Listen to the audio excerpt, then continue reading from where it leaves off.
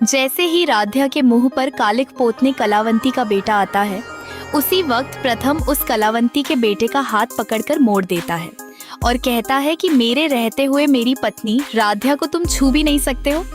इसके बाद कलावंती के बेटे और प्रथम के बीच लड़ाई होती है। तभी राध्या चलती है, एक ऐसी चाल की मानो कलावंती और मोंटू और उसके बेटे तीनों राध्या के जाल में फंस जाते हैं। दोस्तों, अब क्या है राध्या की वह नई चाल आप सभी से बताऊं, उससे पहले अभी इस वीडियो को एक लाइक करके चैनल को सब्सक्राइब कर लीजिए, नहीं तो बाद में आप लोग भूल जाते हैं। सीरियल मन अति सुंदर की कहानी में आगे आप देखेंगे कि मित्तल हाउस में ऐसा तूफान खड़ा होने वाला है जिसकी किसी ने कल्पना भी नहीं की होगी। राध्या पूरे घर की साफ सफाई में लगी हुई होती है, लेकिन उसके मन में कुछ और ही चल रहा होता है। उसे पूरा यकीन है कि मोंटू और कलावती के इरादे ठीक नहीं हैं और उनके खिलाफ कोई पक्का सबूत जरूर छिपा हुआ है। इसी तलाश में राध्या मौका मिलते ही चुपचाप कलावती और मोंटू के कमरे में पहुंच जाती है। वह अलमारी, दराज और कमरे के हर कोने को ध्यान से देखने लगती है। तभी अचानक दरवाजा खुलता है और कलावती की नजर राध्या पर पड़ जाती है। राध्या को अपने कमरे में देखकर कलावती का गुस्सा 7वें आसमान पर पहुंच जाता है।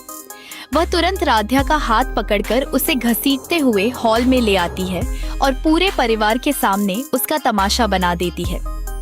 कलावती चीखते हुए कहती है कि यह लड़की चोरी छिपे उनके कमरे में घुसकर उनके खिलाफ सबूत ढूंढ रही थी ताकि उन्हें मित्तल हाउस से बाहर निकलवा सके।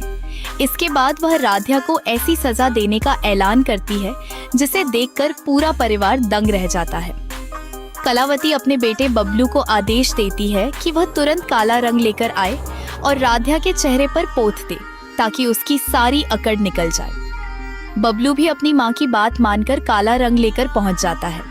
राध्या खुद को बचाने की कोशिश करती है, लेकिन घर के बाकी लोग भी इस अचानक हुए हंगामे से घबरा जाते हैं। जैसे ही बबलू राध्या के चेहरे पर रंग लगाने के लिए आगे बढ़ता है, तभी प्रथम वहां पहुंच जाता है। वह बिना एक पल गनवाए बबलू का हाथ पकड़ लेता है और रंग उसी के चेहरे पर लगा देता है। इसके बाद प्रथम गुस्से में बबलू को जोरदार थप्पड़ मारते हुए साफ कह देता है